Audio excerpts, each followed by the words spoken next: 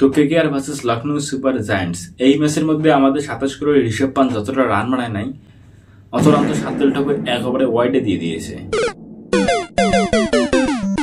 हमारी टीम तो अच्छा खेल रही है ना।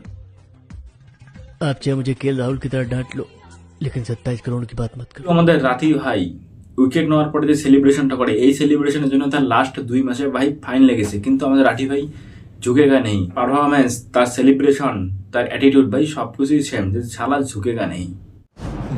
ঝুঁকেগা নেই। তো যারা যারা কেকেআর ফ্যান্স আছে তাদেরকে আমি বলতেছি, জানো কেকেআর ম্যাচটা কোথায় হেরেছে? তো কেকেআর ম্যাচটা হেরেছে লখনৌ সুপার জায়ান্টস 238 রান করেছে, অর্থাৎ 239 রানে তারা করতে নেমে ভাই কেকেআর 150 রান পর্যন্ত একদম স্মুথলি গিয়েছিল।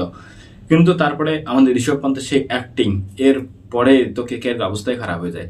আজকের ম্যাচ কেকেআর হারার জন্য অবশ্যই বলো যে কেকেআর এর টিম ম্যানেজমেন্ট অথবা কেকেআর ক্যাপ্টেন্সি, যেটাই বলো, যেখানে অপারপথে আস্কিং রেট 14 সেখানে অঙ্কুক্রিশ সেখানে রঘুবংশীকে নামিয়ে দিয়েছে যে ভাই রঘুবংশী যেন এই ম্যাচটা ফিনিশ করে। রঘুবংশী ভাই ইনিংস অ্যাঙ্কার করা প্লেয়ার, সে এরকম পাওয়ার হিটার না, তাকে এরকম নামানো একদম ভুল।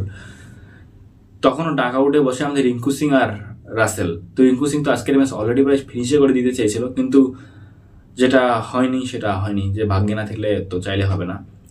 তো আজকের ভিডিও এতটুকুই, কারণ গলার মধ্যে ব্যথা তো প্রচুর, মানে টনসিল হয়তো উঠবে, তো কথা বলতে পারতেছি না। এতটুকুই ভিডিও, আর চ্যানেলে নতুন হলে সাবস্ক্রাইব করে দিও। দেখা হবে নেক্সট ভিডিওতে, বাই।